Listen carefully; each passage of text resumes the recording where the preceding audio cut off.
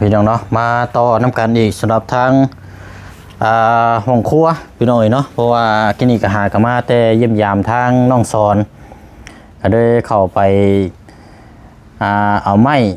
จำนวนอยู่2 แผ่นเอามาอยู่เพื่อนทางน้องเจืองเนาะเพราะว่าทางน้องเพิ่นบริมีหม่องต่อเติมอีกแล้วพี่น้องก็จะได้เอามาบ่เชื่อจะเอามาปิดตัวนี้แล้วพี่น้องปิดตัวนี้เพราะว่ายันมาก็ยังพวกยันมามันเข้ามากินพี่น้องเข้ามาอันเวลาเห็ดกับข้าวกับน้ำมันยันมันกินก็ได้สามารถต่อปิดกั้นตัวนี้น้องพี่น้องเนาะแต่ว่าเลื่อยบ่มีครับบัดนี้พี่น้องไม่เฮาบัดยาวครับโอ้ยมีแต่ว่าเชิงสิตอกไว้ก่อนตอกปิดไว้แล้วก็บัดมือมียามมันเลื่อยเนาะเลื่อยตัดหรือว่าเลื่อยกระปะเนี่ยจะจังเอามาตัดพี่น้องจะตอกไว้ก่อนเพราะว่ากับข้าวกับน้ำเมาเฮ็ดกินอยู่นี่ก็นี่แหละพี่น้องเนาะเฮือนครัวก็สิตกแต่งเอาสังกะสีตัวนี้ปิดกั้นมองอันแก๊สพี่น้องนี่ได้เนาะอันนี้ทางพี่น้อง FC เพิ่นแนะนำมาพี่น้องเนาะเอาเนาะพี่น้องมาลุยเบิ่งน้ำกันเนาะพี่น้องเนาะกับทักทายสบายดีและสวัสดีพ่อแม่พี่น้องเบิดสุขุสุคนนะพี่น้องเด้อเนาะพบเจอกันอีกคือเก่า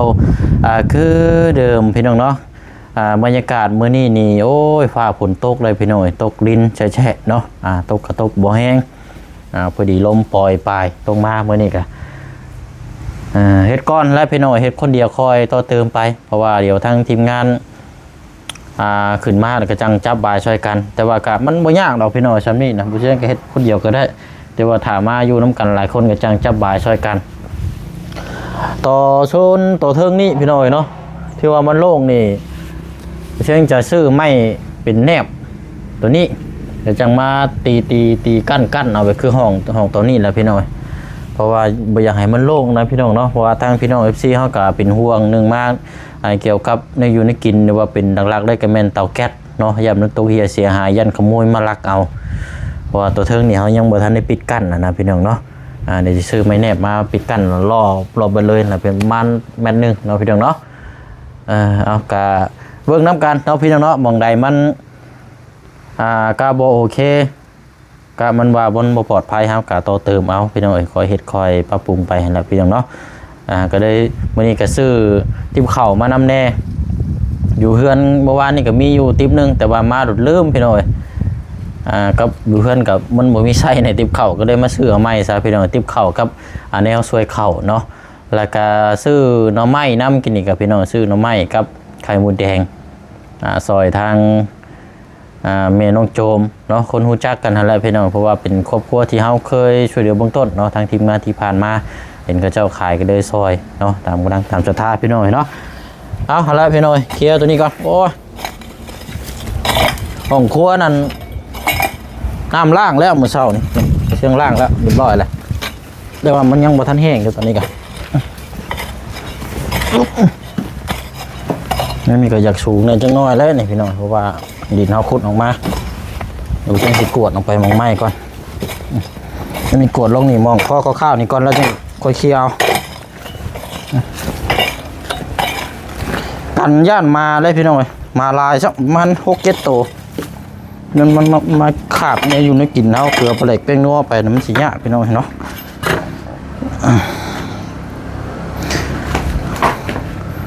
ใช่ละคอย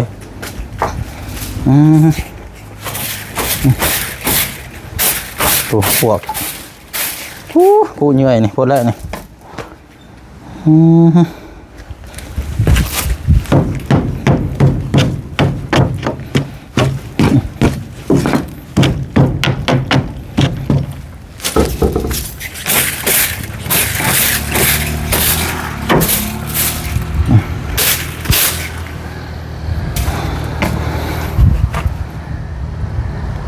ถือว่าได้ตกแต่งเฮือนครัวนี่ก็โอ้นั่นเต็มไปได้พี่น้องเนาะก็เฮ็ดเอาแล้วพี่น้องมันได้มันดีมันงามพอตกแต่งเอาเฮ็ดแล้วก็แล้ว อันนี้ก็ใช้ช่วงเวลาเอาออกมาแต่เฮ็ดเวียกพี่น้อยแล้วก็เอาอันนี้เนาะเดี๋ยวไปเอาไม้อยู่ในรถก่อนพี่น้อยลงมาแล้วก็ตอกใส่น้ำกันเนาะอันนี้เอาไม้มาใส่2แผ่นตอกเส้นนี้นี่ล่างคัดแล้วเมื่อเช้านี่พี่น้อยน้ำใส่โชว์นี่สิเอาผู้ตายสิเอาสังกะสี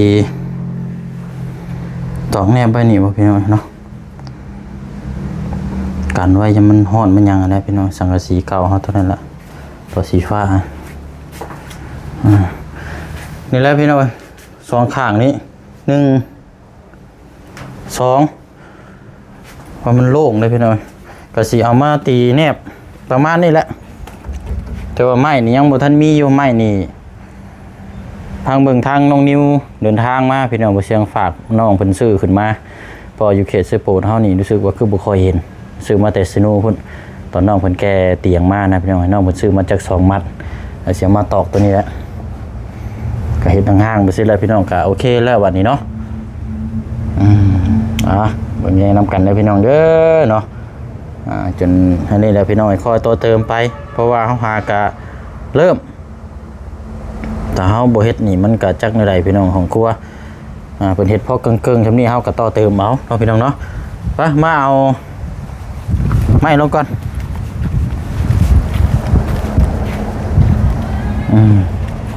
นี่แหละไม้เฮาเอาไข่อันนี้ลงก่อนพี่น้องไข่มดแดงกับหน่อไม้ต้ม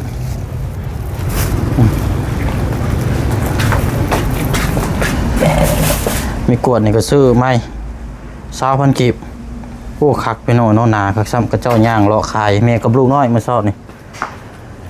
นี่ต้นไม้ซื้ออยู่เซนูบ้านนี่พี่น้อย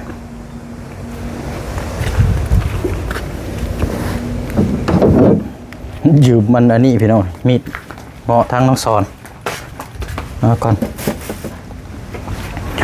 เนาะมีแต่ว่าไปเชื่อเอาอันนี้ลงก่อนพี่น้อยแป๊บนึงเดี๋ยวมาเบิ่งต่อน้ำกันอีกมาต่อน้ำกันพี่น้อยเนาะโอ้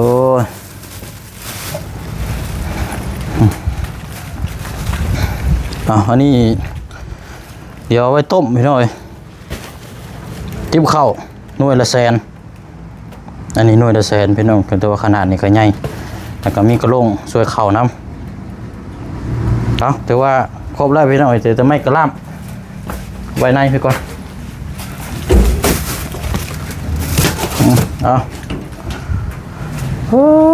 ใส่หอมบาทนี่มันก่อน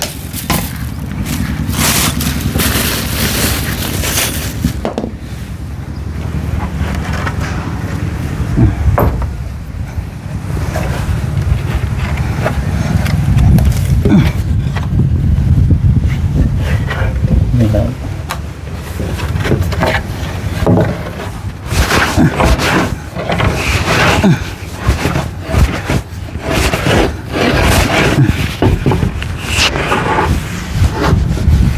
ตัวนี้สิตอกได้บ่เนาะปลูกกัดบ่แล้วนี่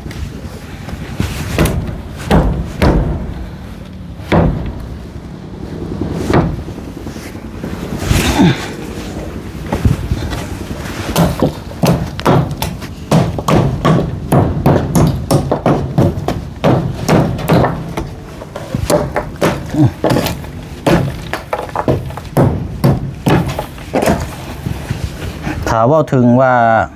บ่เฮ็ดก็ได้พี่น้อยแต่ว่าหากมันก็บ่คักเนาะมันก็บ่คักบ่แน่ถ้าว่าถึงว่าบ่เฮ็ดนะพี่น้อยแต่ว่าเฮาบ่อยากเฮ็ดมันเห็นแล้วเฮาอยากเฮ็ดแล้วเฮาอันนี้แหละพี่น้อย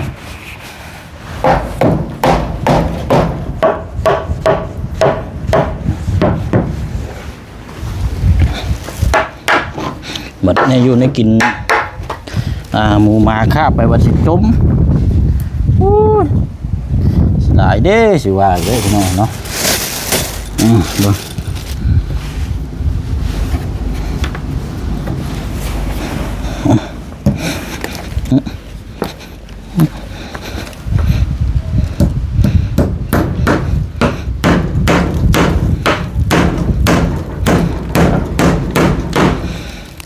ดีคือได้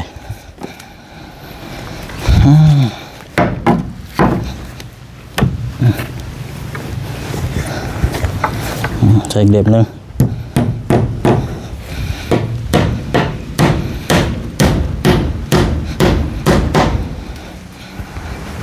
ได้แล้วพี่น้องตัวนี้บานเนี่ย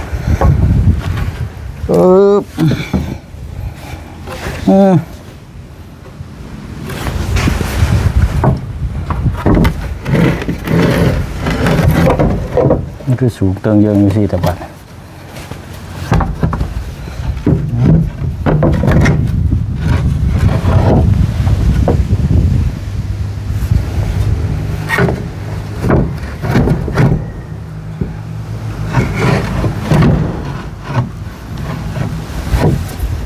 ได้บาทนี่พอดีกำกึ่งเลยพี่น้องบาทนี่เนาะ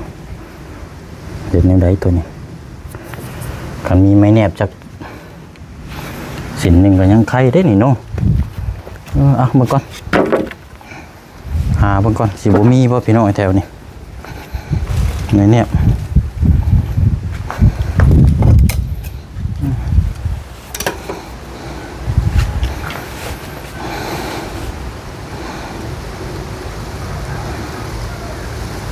มาใส่นะพี่น้องเนาะ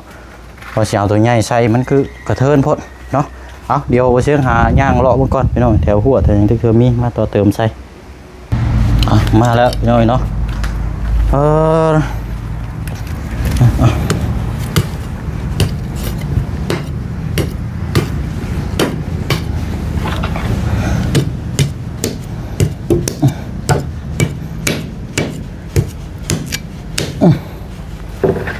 เอาไม้อันนี้มาใส่ประมาณจัก2 ตัวนั่นแหละ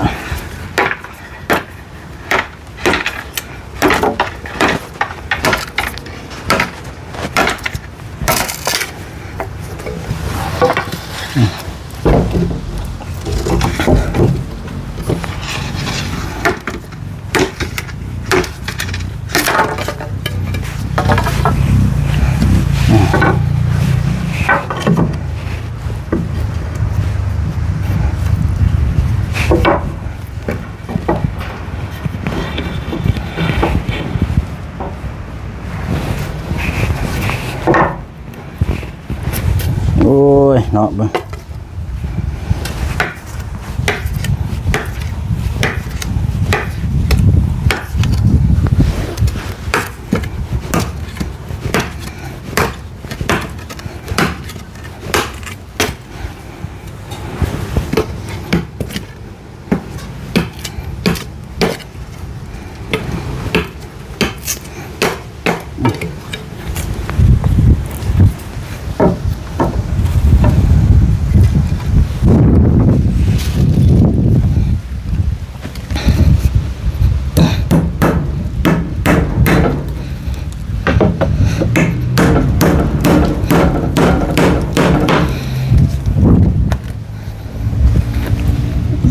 ถึงมันสิบ่งามกันเอาพี่น้อยอย่างน้อยมันก็ยังอันนี้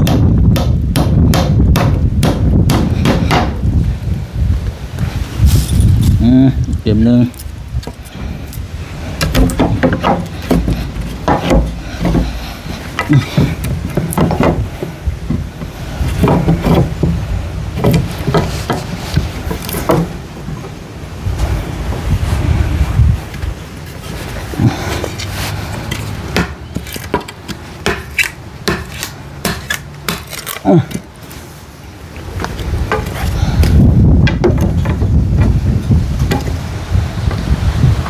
ลมได้พี่น้อยลมแห้งรอตอนนี้นะโอ้ลมแบบนั้นเลย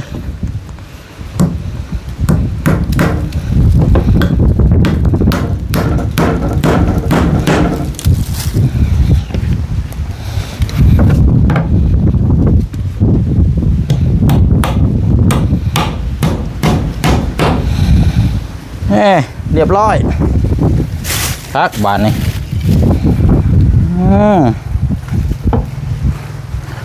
คือ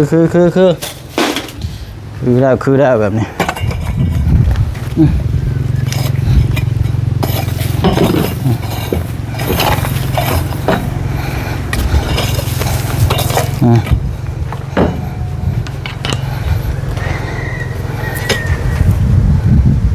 แล้วบัดนี้พี่น้องกระดินถมนี้บัดนี้น้ำมันสิเข้า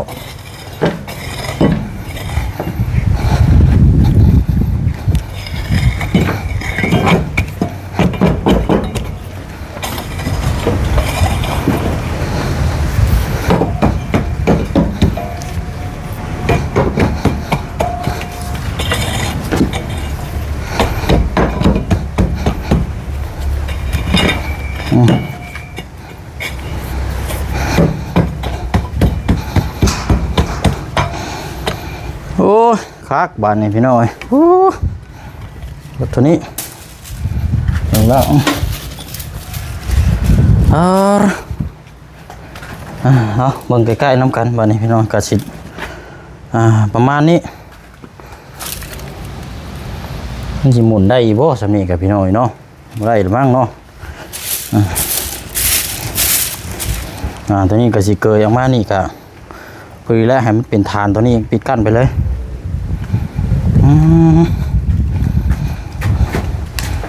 เอาบัดนี้มาเบิ่งในครัวเฮาก่อนบัดนี้สิเฮ็ดแนวใดบัดนี้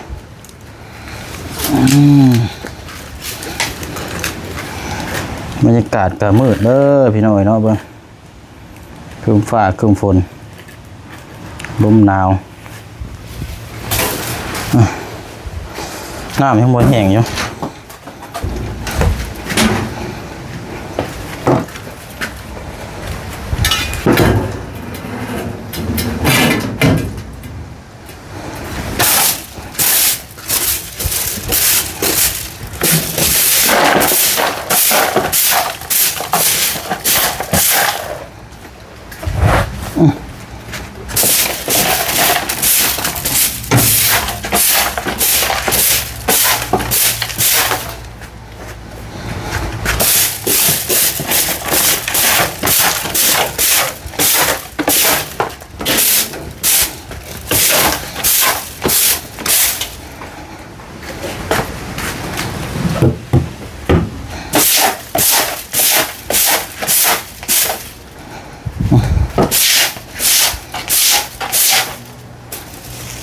มีน้ำนะพี่น้องล่างยังบ่เห็นนะ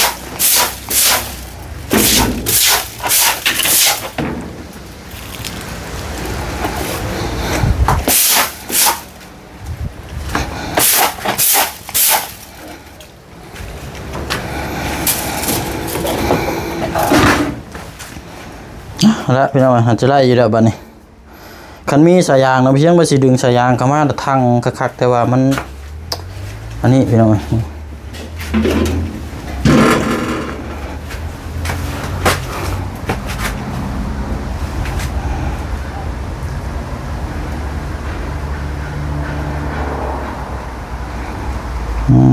เนาะ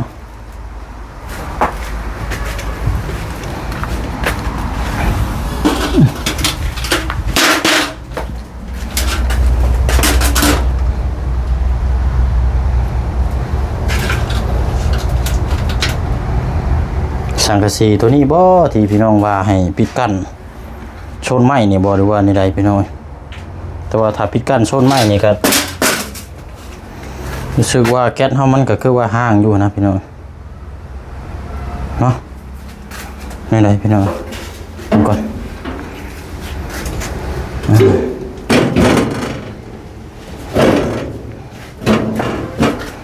โอ้มันยังอยากจ่ออยู่เนาะจ่อตัวนี้อยู่ใหม่ได้พี่น้องเนาะลุกโอ้โหแห้งเลย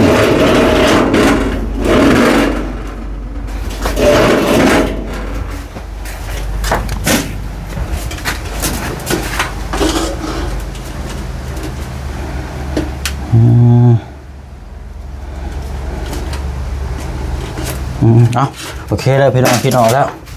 มีแต่ว่าเขาอันนี้ก่อนโอแก๊สนี่ก็พี่แล้วเนาะทั้งเนาะว่าบ่ให้หันหัวแก๊สไปทั้งมองเตาแก๊สเด้อว่าซั่นทั้งหัวมันเดียวมันสิระเบิดกระแสไฟว่าซั่นเนาะพี่น้อยตะปูน้อยยังบ่ทันมีแต่ว่าอันนี้เดี๋ยวไปเชิงสิไปซื้อตะปูน้อยมาก่อนมีก็แม่นว่าเอาสิตอกใจตัวนี้พี่น้องจับใจตัวนี้แหละ ก่อ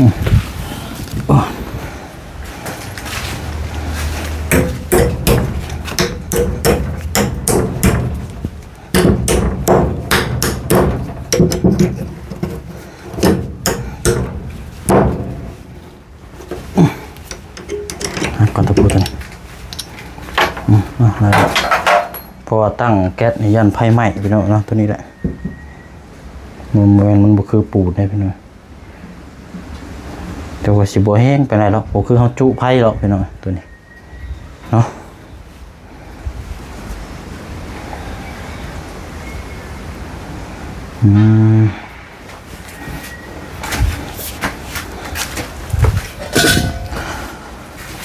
เอาตามนั้นละพี่น้อยเนาะเดี๋ยวคอยเคลียร์ไปที่ละอย่างเพราะมันอันนี้หลายอย่างก็พี่น้อยเขาก็อยากเฮ็ดหลายอย่างหลายแนวนํแต่ว่าต่อปิดกั้นตัวนี้เดี๋ยวใช้สิเฮ็ดอีกตัวนึงเอาตัวนี้ใส่นี่เนาะที่พี่น้อง FC ให้คำแนะนำมาครอบตัวนี้มันก็ห่างได้พี่น้องสายแคทโมโนชิเนาะครูเฮาก็สิได้ต้มน้ำไหม้ไว้นะเดี๋ยวกวดขี้ดินตัวนี้แล้วก็ก่อนบัดนี้พี่น้อยยังว่ากันโอ้ยแม่นพี่น้อยหิวข้าวแล้วบัดนี้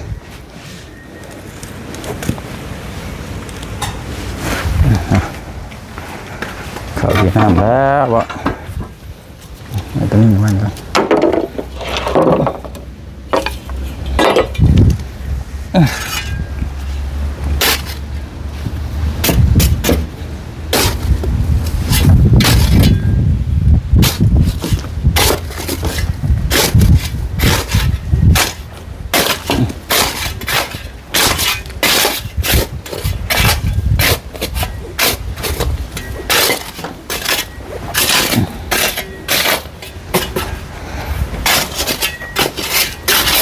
ทึ่งนี่ก็เดี๋ยวสิเอาสังกะสีมาปิดกั้นนั่นแหละเพียงแต่ผมปิดบ่ได้หรอกเพราะว่ามันผลหัว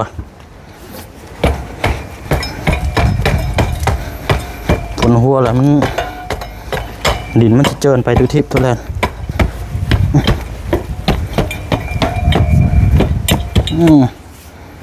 แล้วก็บัด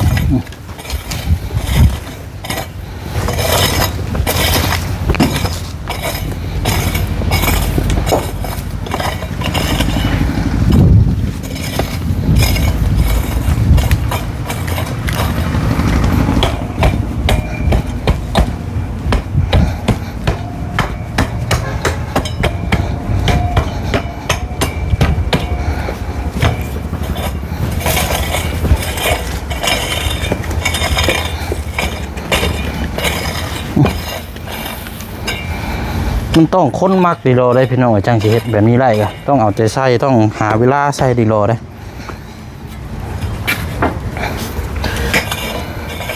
มันเป็นงานที่แบบคันสิว่ากับงานแบบจุกจิกกับบ่แม่นมันเป็นงานละเอียดนั่นแหละแต่ว่ามัน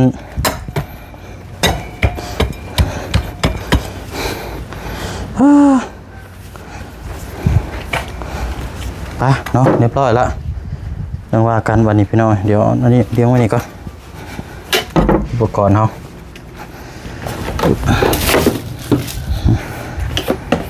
โอเคเดี๋ยวตอกตะปูนี่ก็ยังสิใช้งานนั่นอยู่ดอกเป็นผู้ทองห้องแล้ววันนี้เนาะเอาละพี่น้อยเนาะมีแต่ว่าคลิปนี้ก็เฮามาซ่อมแซมห้องครัวน้ำกันก็ยังอีกจุด2จุดพอจุดหลักๆเลยก็เป็นจุดตัวเทิงแหละพี่น้องเพราะว่ามันโล่งแห้งหนึ่งมาก็ย่านอะไรพี่น้องเนาะเฮาบางเทื่อมันมีอย่างแน่นอนเนาะบางเทื่อถูกขโมยไปได้มันหายากเลยพี่น้อง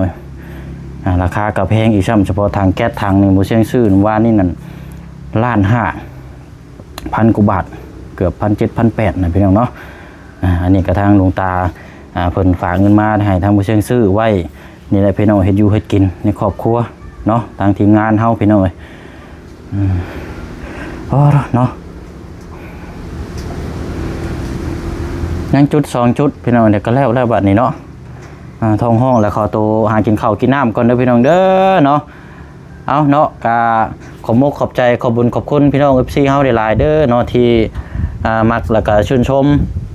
ติดตามผลงานเนาะเกี่ยวกับตกแต่งเนาะห้องครัวพี่น้อยเนาะสำหรับหลายคนก็มักทางนี้เนาะเกี่ยวกับเฮ็ดอยู่เฮ็ดกินหรือว่าตกแต่งเฮือนบ้านเฮือนซานลานแป้นหรือว่าห้องครัวเนาะอันนี้ก็บ่เชิงก็มักแต่หลายมาอยู่แล้วพี่น้องเนาะเพราะว่ามักเฮ็ดอยู่แล้วมักแต่งห้องนอนหรือว่าเกี่ยวกับในเฮือนในซานเฮาหั่นแหละพี่น้องเฮาเฮ็ดได้เฮาก็เฮ็ดตกแต่งไปเนาะพอบ่เชิงก็คือก็สิมักแบบนี้นี่สมัยบวชตอนอยู่สารคามพี่น้องอยู่สารคามแหละตอนแรกๆก็บ่ได้มักทางเป็นมีพ่อปานใดหรอกพี่น้องมาเกี่ยวกับตกแต่งเฮ็ดห้องครัวหรือว่าเฮามักความระเบียบเรียบร้อยจุดหลักๆเลยก็แม่นเฮาคือเห็นตอนที่บวชอยู่สารคามตอนนั้นแหละทางวัดเพิ่นนี่ถือว่าให้นิยมแล้วก็แบบให้รายละเอียดนะพี่น้องเวลาเฮ็ดวิเฮ็ดงานกวดใบไม้ใบตอกจังซี่ตามวัดตามว่าแล้วก็ห้องครัวห้องนอนโอ้ระเบียบแฮงพี่น้องเนาะก็เลยเฮาคิดเห็นตัวนั้นก็ได้เอาตัวนั้นแหละพี่น้องมายึดมั่นในตัวเฮาเองเวลาเฮาเฮ็ดงานหรือว่าเฮ็ดอยู่เฮ็ดกินเฮ็ดหยังแบบห้องครัวห้องหยังก็เอาตัวนั้นมายึดเนาะเอายึดประสบการณ์มาเฮ็ดปัจจุบันเฮาก็เลยอันนี้แหละพี่น้องเนาะเห็นน้ำกันเนาะเอาอะไรพี่น้องเนาะมีแต่ว่าลาพี่ละน้องไปก่อนนะพี่น้องเด้อเนาะติดตามเบิ่งน้ำกันอีกต่อไปนะพี่น้องเนาะบ่เสียงลาก่อนหากินต้มหยังกินข้าวกินน้ำก่อนบัดนี้พี่น้องเนาะบ๊ายบายเด้อพี่น้องเด้อเนาะสบายดีพี่น้องเอ้ยเนาะว่ากันอีกพี่น้องเนาะ